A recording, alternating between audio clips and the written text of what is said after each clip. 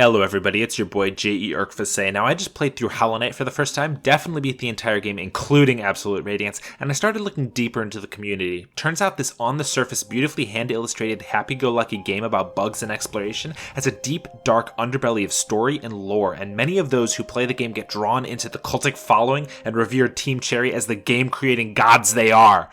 I mean that those people think they are. Hollow-nested be thy name. Now, speedrunners have gotten this game down to a science. The enormous world and gameplay, usually lasting at least 40 hours, can be beaten in as little as 33 minutes with no major glitches. So I thought it would be really interesting not to comment on those higher beings setting literal world records on one of the best indie games created in the last 10 years, but instead to comment on some random idiot I found who barely has any skill and probably had to use his older brother's help to get as far as he did in the game. Let's get started. Today we're looking at this absolute pleb stumbling his way through Godhome, home of the gods.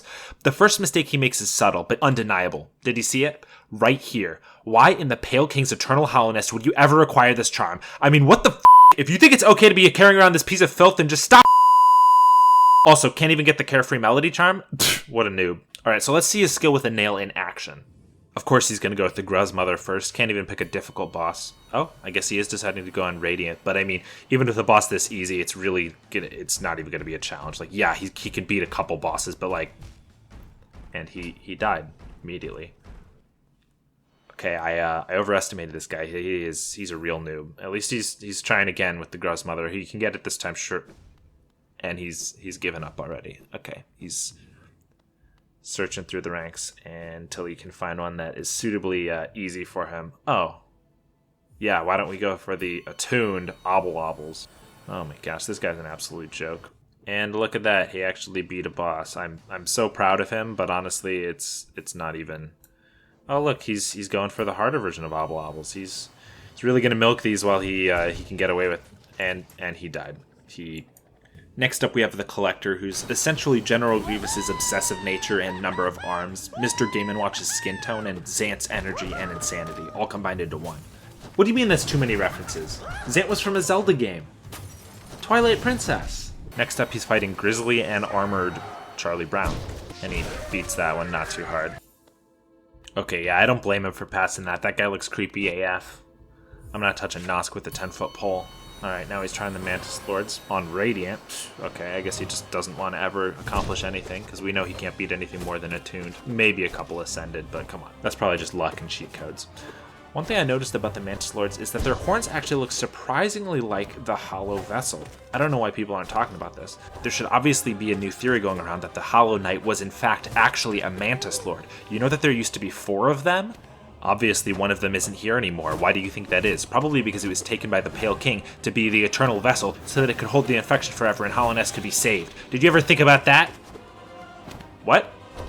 Who the hell is Traitor Lord? Alright, let's just skip to the part where he inevitably dies. That's gonna be real funny. Oh, he actually beat them. That's actually kind of impressive. Hitless.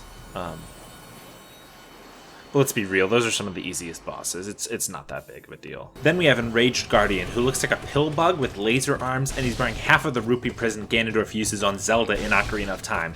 Is that Zelda reference mainstream enough for you, Steven? And I don't think I have to tell you what this boss is a blatant ripoff of.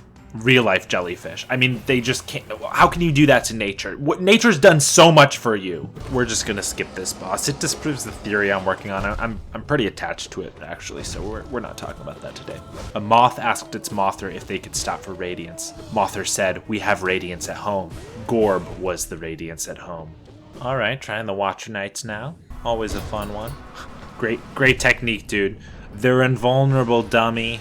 Oh, triple Vengeful Spirit technique. I bet you watched a few speedruns and suddenly think that you're past or some crap. Oh, Dung Defender, I see. I bet this battle's about to be a show. Oh, come on! That was not bad. And he dies in spectacular fashion. And another death. Oh, look at that, he died again.